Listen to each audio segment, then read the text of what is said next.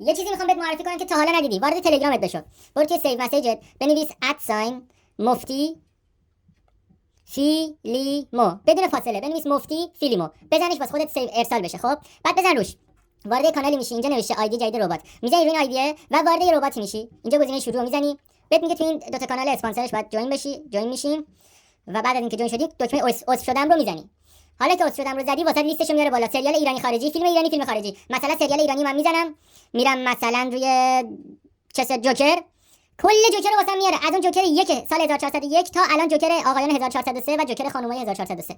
میزنم رو جوکر، میگه کدوم قسمتش میخوای، 1 2 3 4 5 6 رو میزنم.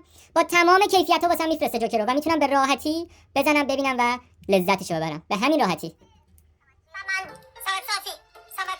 استفاده کنید، لذتشو ببرید. اگه واقعی بود یه کامنت هم اینجا بذارید که بقیه بخونن و باورشون بشه که واقعیه. کلی چیز دیگه هم داره. شما میتونید وارد رابطه بشید و از سریال‌های خارجی مثلا فرار از زندان، گیم آف ترونز و کلی سریال دیگه رو دانلود کنید و ببینید و لذت ببرید.